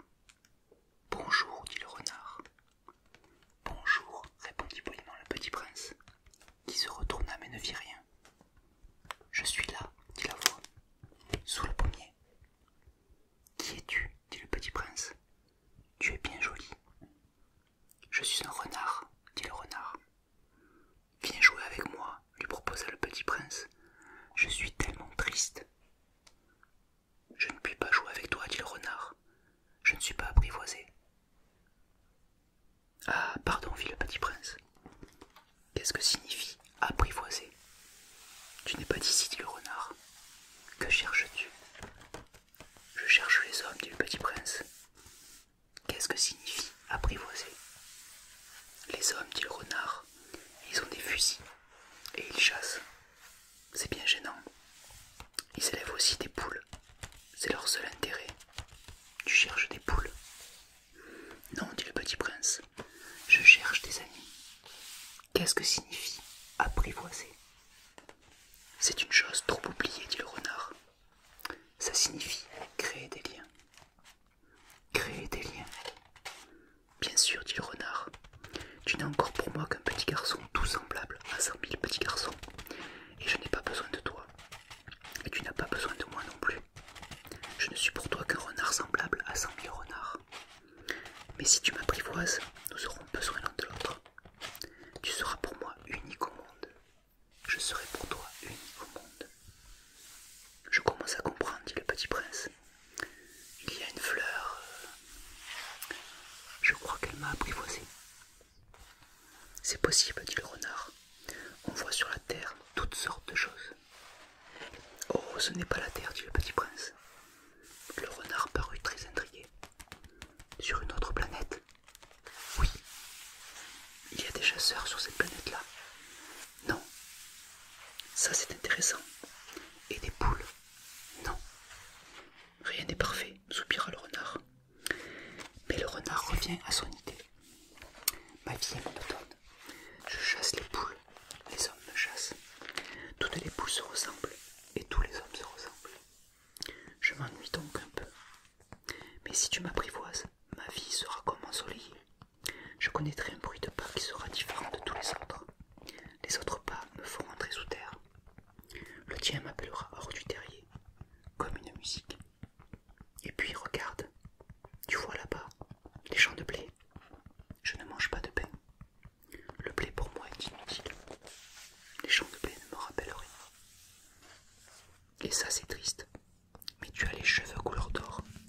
Alors ce sera merveilleux quand tu m'auras apprivoisé. Le blé qui est doré me fera souvenir de toi.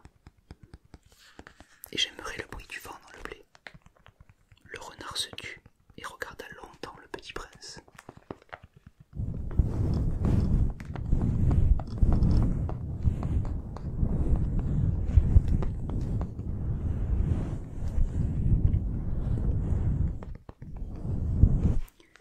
S'il te plaît, apprivoise-moi, dit-il.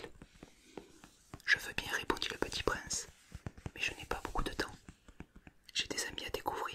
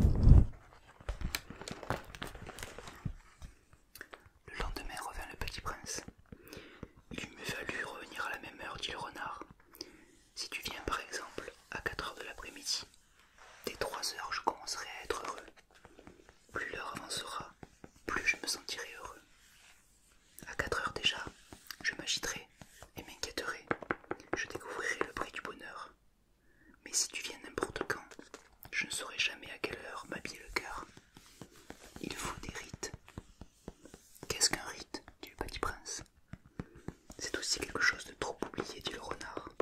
C'est ce qui fait qu'un jour est différent des autres jours, une heure des autres heures. Il y a un rite par exemple chez mes chasseurs.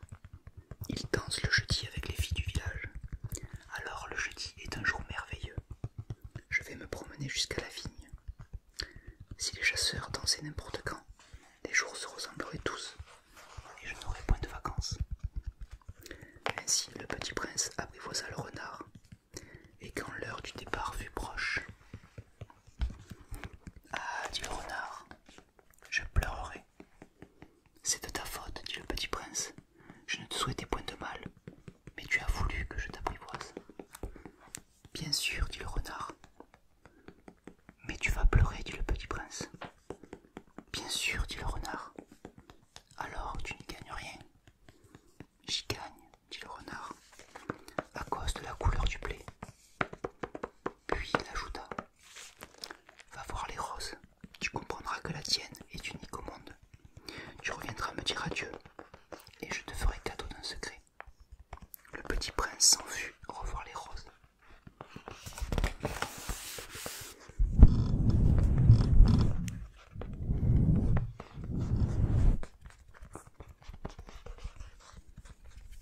Vous n'êtes pas du tout semblable à ma rose. Vous n'êtes rien encore, leur dit-il. Personne ne vous a apprivoisé, et vous n'avez apprivoisé personne. Vous êtes comme était mon renard. Ce n'était qu'un renard semblable à 100 000 autres. Mais j'en ai fait mon ami, et il est maintenant unique au monde. Et les roses étaient bien gênées. Vous êtes belle, mais vous êtes vide, leur dit-il encore. On ne peut pas mourir pour vous. Bien sûr, ma rose à moi, un passant ordinaire, croirait qu'elle vous ressemble. Mais à elle seule, elle est plus importante que vous toutes, puisque c'est elle que j'ai arrosée, puisque c'est elle que j'ai mise sous globe, puisque c'est elle que j'ai abritée par le paravent, puisque c'est elle dont j'ai tué les chenilles, sauf les 2 ou 3 pour les papillons, puisque c'est elle que j'ai écouté se plaindre, ou se vanter, ou même quelquefois se taire, puisque c'est ma rose. Et il revint vers le renard. Adieu, dit-il. Adieu, dit le renard. Voici mon secret. Il est très simple. On ne voit bien qu'avec le cœur. L'essentiel est invisible pour les yeux.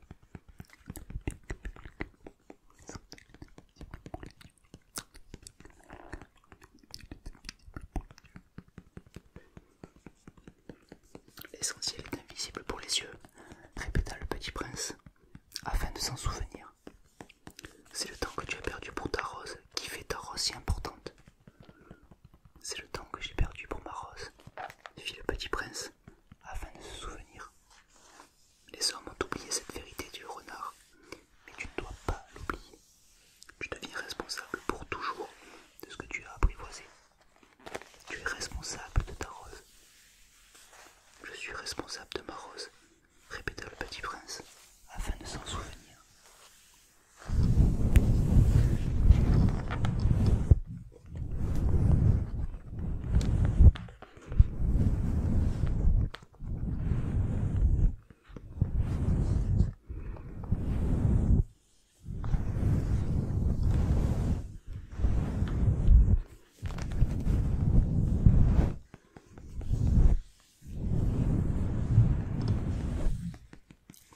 Chapitre 22.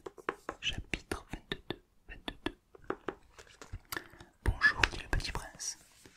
Bonjour, dit l'écuyeur. Que fais-tu ici, dit le petit prince. Je trie les voyageurs par paquet de 1000, dit l'écuyeur. J'expédie les trains qui les emportent, tantôt vers la droite, tantôt vers la gauche. Et un heure rapide illuminé, grondant comme le tonnerre, fit trembler la cabine d'aiguillage. Ils sont bien pressés, dit le petit prince. Que cherche-t-il? L'homme de la locomotive l'ignore lui-même, dit l'écuyeur. Et gronda, en sens inverse, un deuxième rapide illuminé. Ils reviennent déjà, demanda le petit prince. Ce ne sont pas les mêmes, dit l'écuyeur. C'est un échange. Ils n'étaient pas contents là où ils étaient. On n'est jamais content là où l'on est, dit l'écuyeur.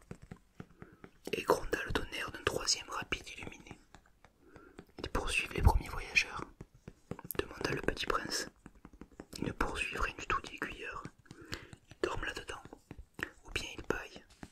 Les enfants seuls écrasent leur nez contre les vitres. Les enfants seuls savent ce qu'ils cherchent, fit le petit prince. Ils perdent du temps pour une poupée de chiffon, et elle devient très importante, et si on la leur enlève, ils pleurent.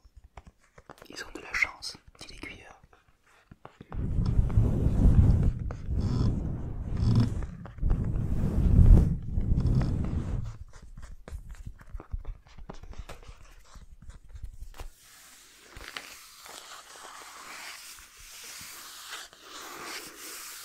Chapitre 23. Chapitre 23. Bonjour, dit le petit prince. Bonjour, dit le marchand.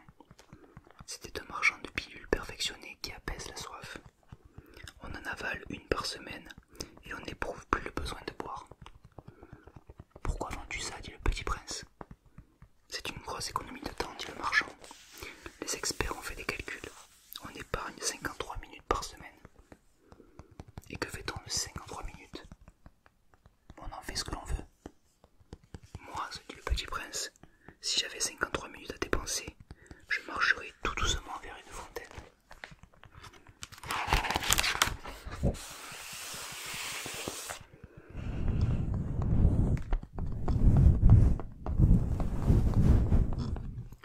Chapitre 24. Chapitre 24. Nous en étions au 8e jour de ma panne dans le désert, et j'avais écouté l'histoire du marchand en buvant la dernière goutte de ma provision d'eau. Ah, dis-je au petit prince, ils sont bien jolis tes souvenirs, mais je n'ai pas encore réparé mon avion. Je n'ai plus rien à boire, et je serais heureux moi aussi si je pouvais marcher tout doucement vers une fontaine. Mon ami le renard, me dit-il. Mon petit bonhomme, il ne s'agit plus du renard. Pourquoi? Parce qu'on va mourir de soif. Il ne comprit pas mon raisonnement. Il me répondit. C'est bien d'avoir eu un ami, même si l'on va mourir. Moi, je suis bien content d'avoir eu un ami renard. Il ne mesure pas le danger, me dis-je. Il n'a jamais ni faim ni soif. Un peu de soleil lui suffit. Mais il me regarda et répondit à ma pensée. J'ai soif aussi. Cherchons un puits. J'eus un geste de lassitude. Il est absurde de chercher un puits, au hasard, dans l'immensité du désert. Cependant, nous nous mîmes en marche. Quand nous eûmes marché des heures, en silence, la nuit tomba et les étoiles commencèrent de s'éclairer. Je les apercevais comme un rêve, ayant un peu de fièvre à cause de ma soif. Les mots du petit prince dansaient dans ma mémoire. Tu as donc soif, toi aussi, lui demandai-je. Mais il ne répondit pas à ma question. Il me dit simplement « L'eau peut être aussi bonne pour le cœur. » Je ne compris pas sa réponse, mais je me tus. Je savais bien qu'il ne fallait pas l'interroger. Il était fatigué. Il s'assit. Je m'assis auprès de lui. Et après un silence, il dit encore « Les étoiles sont belles, à cause d'une fleur que l'on ne voit pas. » Je répondis « Bien sûr. » Et je regardais, sans parler, les plis du sable sous la lune. Le désert est beau, ajouta-t-il. Et c'était vrai, j'ai toujours aimé le désert. On s'assoit sur une dune de sable, on ne voit rien, on n'entend rien. Et cependant quelque chose rayonne en silence. Ce qui embellit le désert, dit le petit prince, c'est qu'il cache un puits quelque part. Je fus surpris de comprendre soudain ce mystérieux rayonnement de sable. Lorsque j'étais petit garçon, j'habitais une maison ancienne, et la légende racontait qu'un trésor y était enfoui. Bien sûr, jamais personne n'a su le découvrir, ni peut-être même ne l'a cherché. Mais il enchantait toute cette maison. Ma maison cachait un secret au fond de son cœur.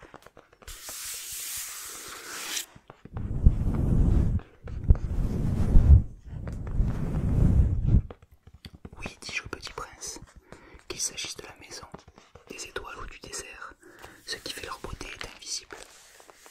Je suis content, dit-il, que tu sois d'accord avec mon renard. Comme le petit prince s'endormait,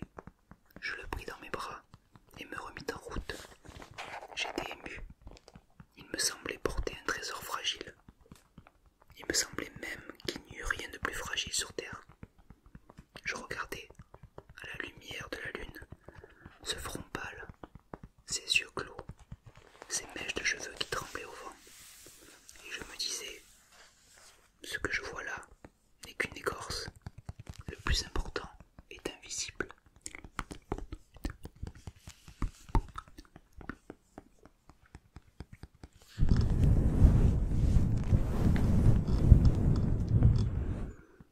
Comme ses lèvres entr'ouvertes ébauchaient un demi-sourire, je me dis encore, ce qui m'émeut si fort de ce petit prince endormi, c'est sa fidélité pour une fleur.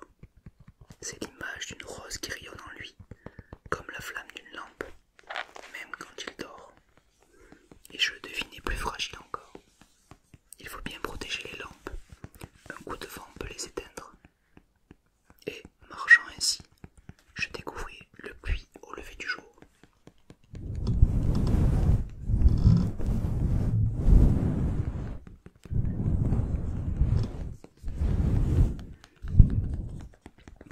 Chapitre 25.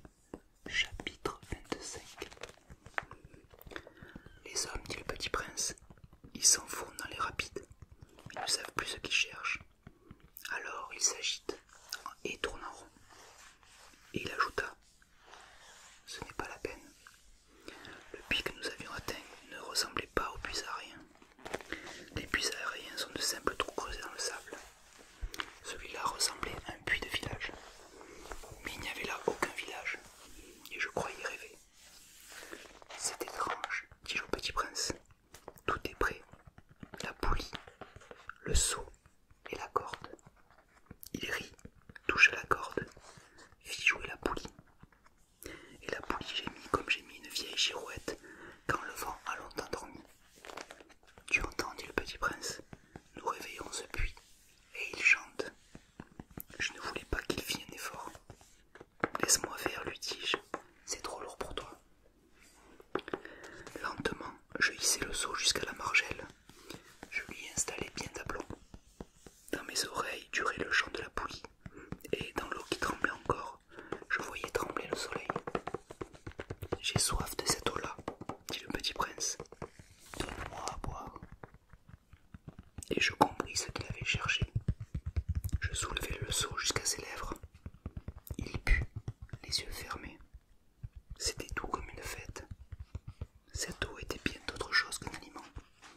Elle était née de la marche sous les étoiles, du chant de la poulie, de l'effort de mes bras. Elle était bonne pour le cœur.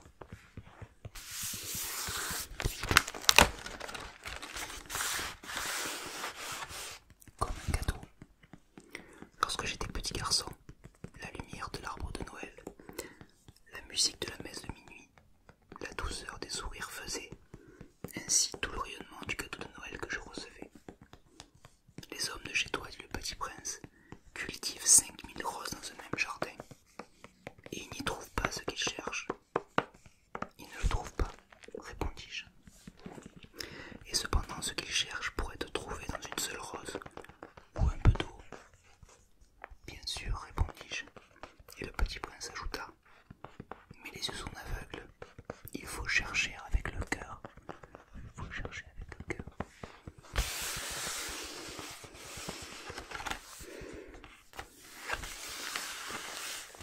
Là on voit le petit prince qui touche la corde et qui fait jouer la poulie.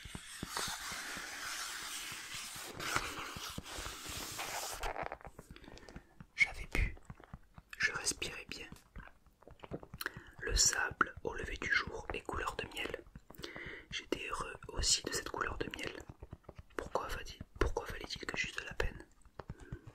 Il faut que tu tiennes ta promesse, me dit doucement le petit prince, qui, de nouveau, s'était assis auprès de moi. Quelle promesse? Tu sais, une muselière pour mon mouton. Je suis responsable de cette fleur.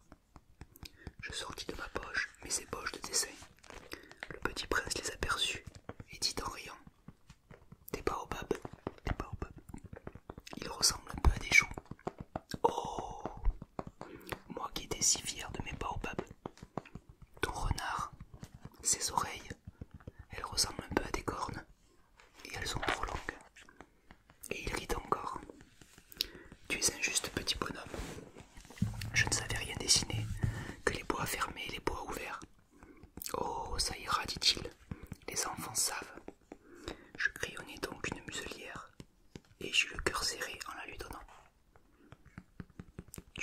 danger que j'ignore. Mais il ne répondit pas. Il me dit, tu sais, ma chute sur la terre, ça sera demain l'anniversaire. Puis, après un silence, il dit encore, j'étais tombé tout près d'ici. Et il rougit. Et de nouveau, sans comprendre pourquoi, j'éprouvais un chagrin bizarre. Cependant, une question me vint.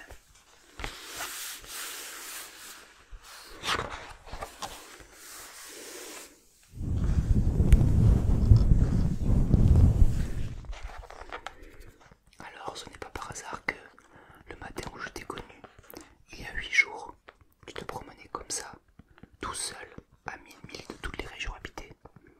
Tu retournais vers le point de ta chute. Le petit prince rougit encore.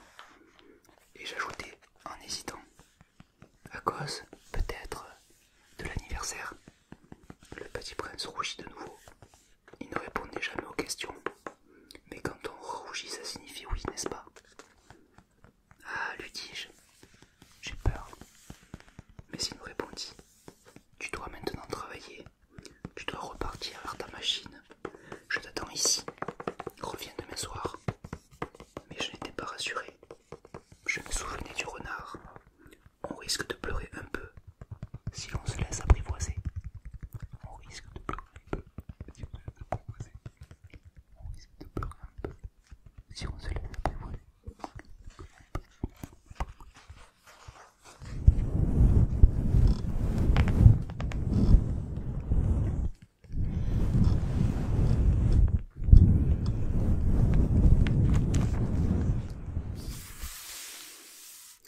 Il y avait, à côté du puits, une ruine de vieux mur de pierre.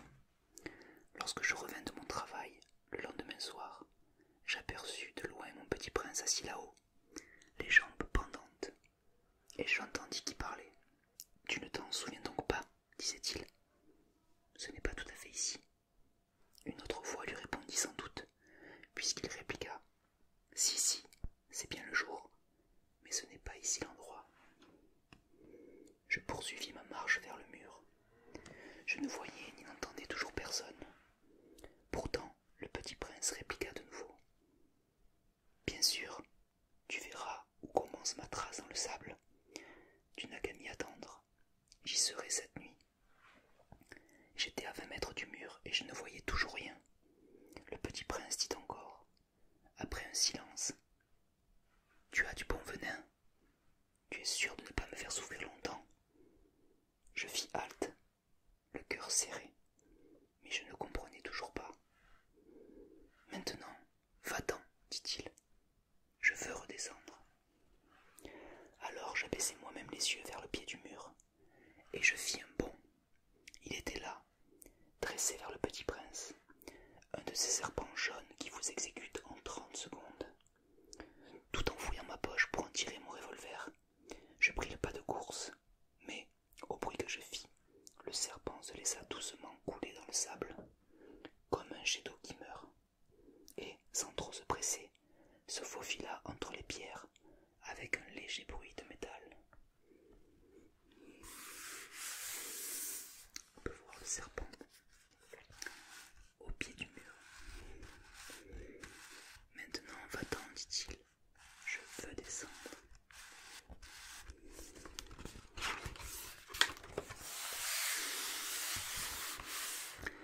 Je parvins au mur juste à temps pour y recevoir dans les bras mon petit bonhomme de prince, pâle comme la neige.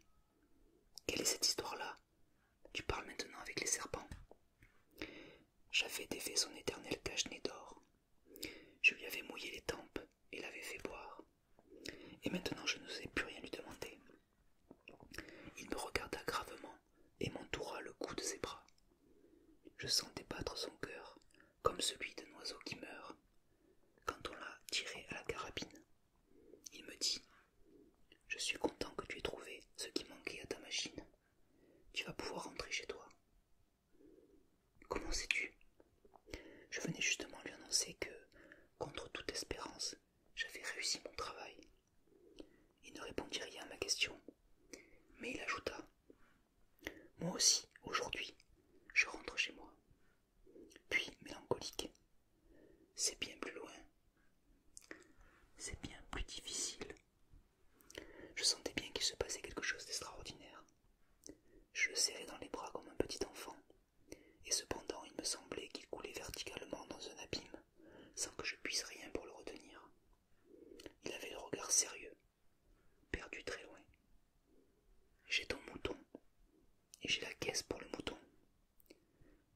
muselière, et il sourit avec mélancolie.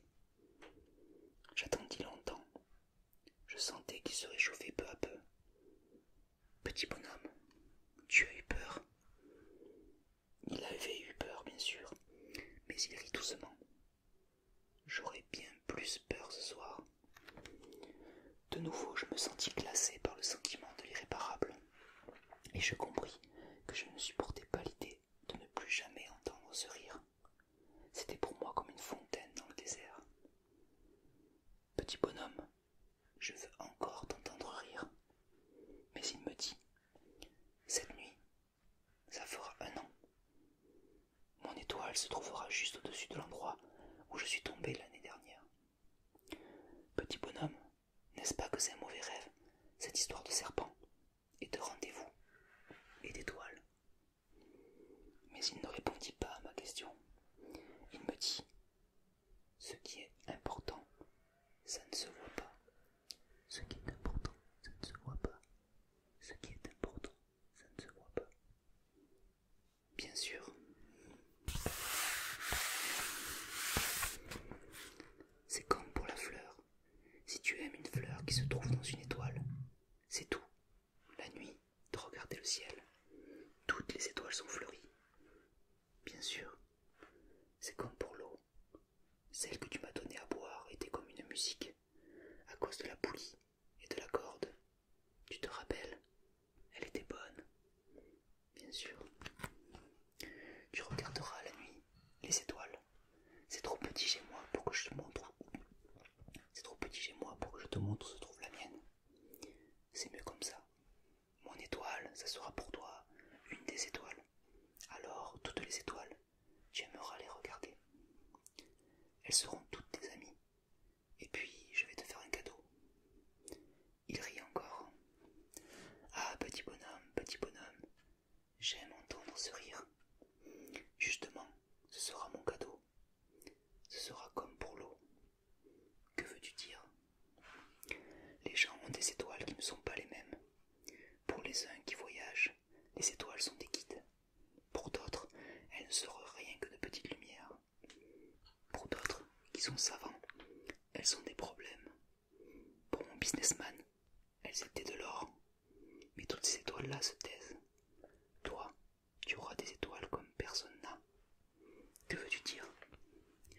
Quand tu regarderas le ciel, la nuit, puisque j'habiterai dans l'une d'elles, puisque je rirai dans l'une d'elles, alors ce sera pour toi comme si riaient toutes les étoiles. Tu auras, toi, des étoiles qui savent rire. Et il rit encore. Et quand tu seras consolé, on se console toujours. Tu seras content de m'avoir connu.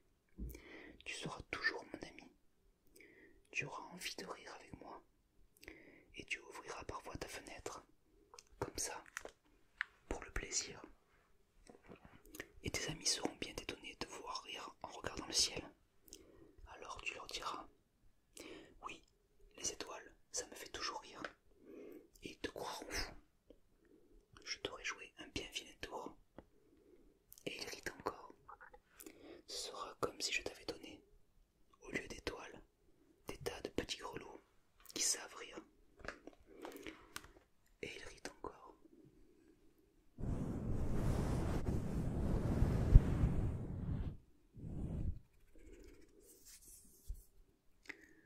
Puis il devint sérieux.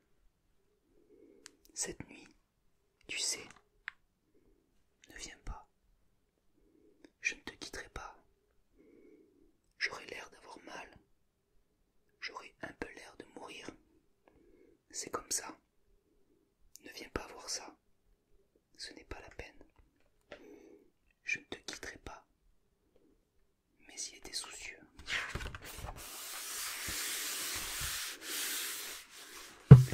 Je te dis ça, c'est à cause du serpent. Il ne faut pas qu'il te morde. Les serpents, c'est méchant. Ça peut mordre pour le plaisir. Je ne te quitterai pas. Mais quelque chose le rassura.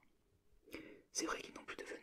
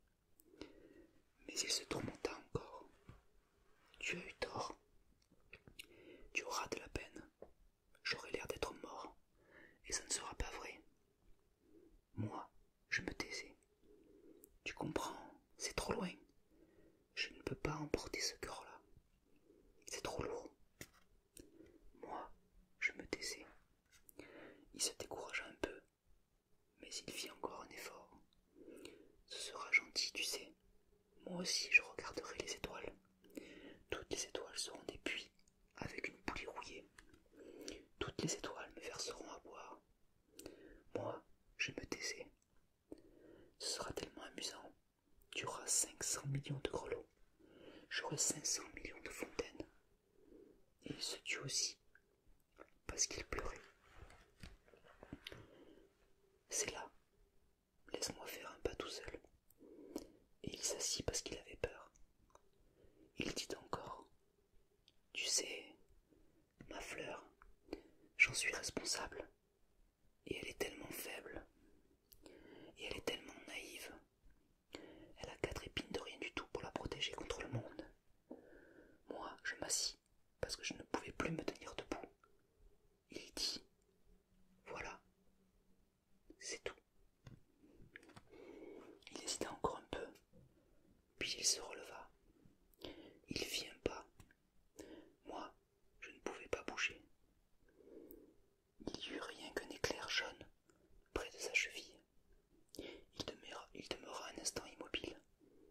Il ne cria pas. Il tomba doucement comme tombe un arbre. Ça ne fit même pas de bruit, à cause du sable.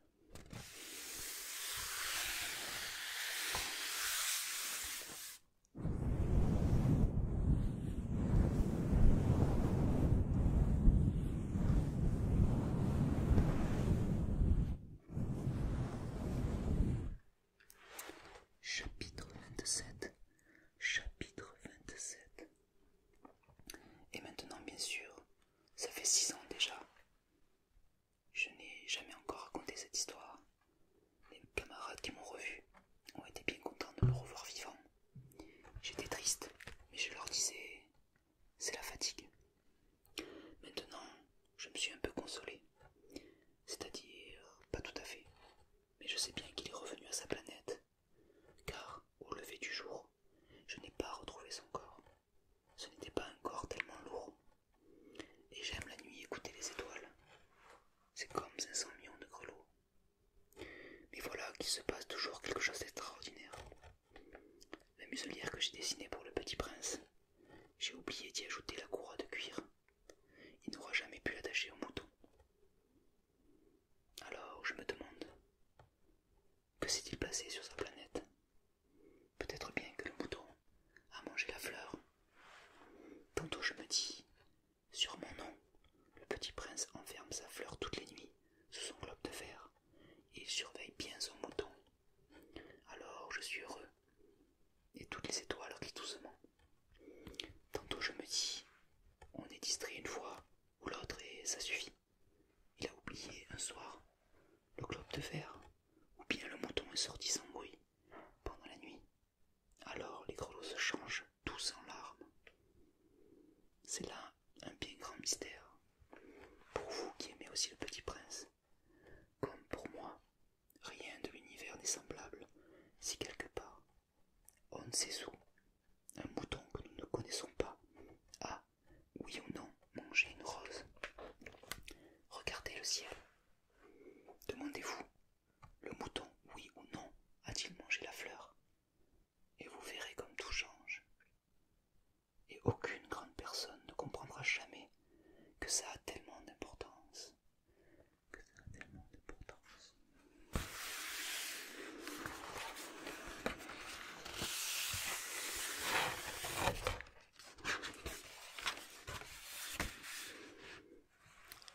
Et voilà,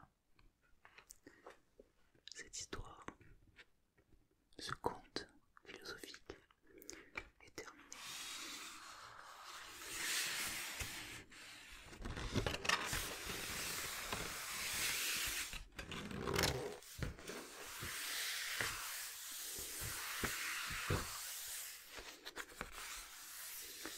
Avec pour épilogue, ça, c'est pour moi le plus beau et le plus triste paysage du monde. C'est le même paysage que celui de la page précédente, mais je l'ai dessiné une fois encore pour bien vous le montrer. C'est ici que le petit prince a apparu sur terre, puis disparu. Regardez attentivement ce paysage, afin d'être sûr de reconnaître si vous voyagez un jour en Afrique, dans le désert. Et s'il vous arrive de passer par là, je vous en supplie, ne vous pressez pas, attendez un peu, juste sous l'étoile. Si alors un enfant vient à vous, s'il rit, s'il a des cheveux d'or, s'il ne répond pas quand on l'interroge, vous devinerez soyez gentil. Ne me laissez pas tellement triste.